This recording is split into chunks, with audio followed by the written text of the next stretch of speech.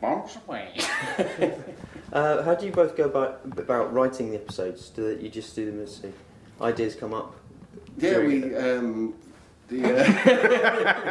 what we do, Dave Webster, is we go to a small office in a woodland clearing, and you think that sounds dismal, that sounds but it's idyllic. not. It's not. It's dismal. That's all right.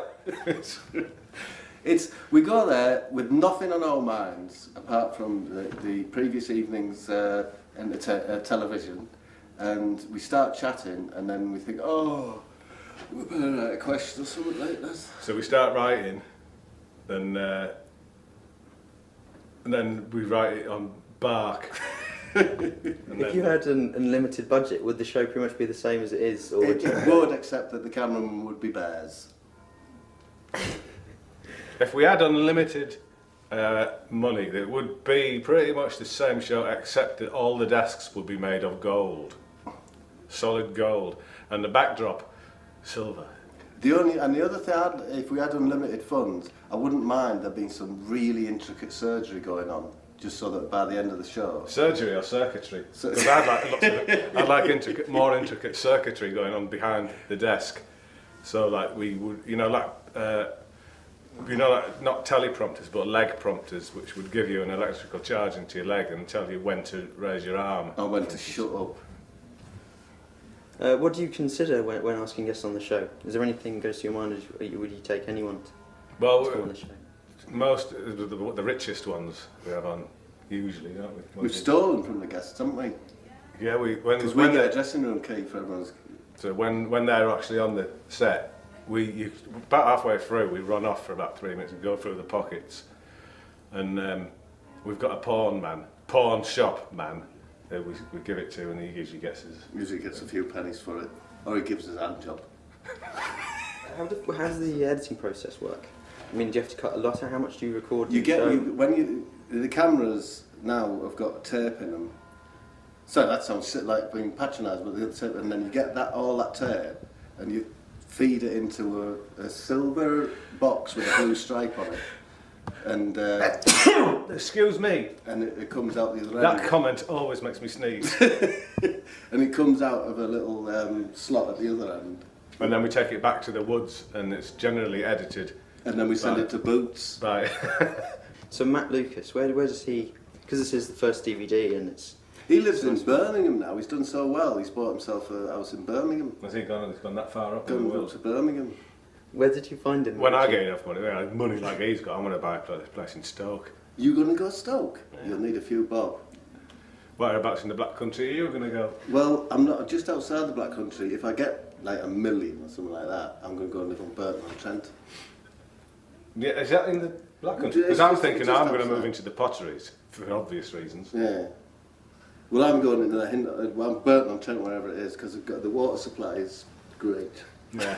I'm going to have endless amounts of china, porcelain, all over in my garden, everywhere, just pottery everywhere. About half an hour before the show, we go around to each of their dressing rooms. We tap on the door, say hello, E.G., Mrs. Bleakley, or Mr. Blackburn.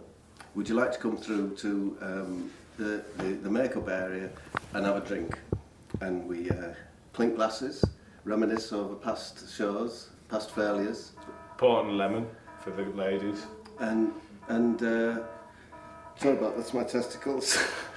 And we get them into that sort of, two glasses of wine, 2 bottles of lager feeling. We get that vibe going, and we just say, please do enjoy yourself. We don't require you to say anything funny, to just treat it like a quiz. Have a bash and try and enjoy it. There isn't it isn't the sort of quiz where we need people to be clever or witty or stuff. Would you ever have animals as guests? Well, we have done in the past. We've had a number of animals as guests. Apes predominantly. We've had monkeys, lizards, sheep. We had a miniature hippopotamus. Hippomot. That's what he's called. He's like he's got special skills as a hippopotamus. But horse mott. Have the police ever been called to a recording? Yes. Yes, they have actually. They have actually, yeah. Have they? On a number of occasions. Of occasions.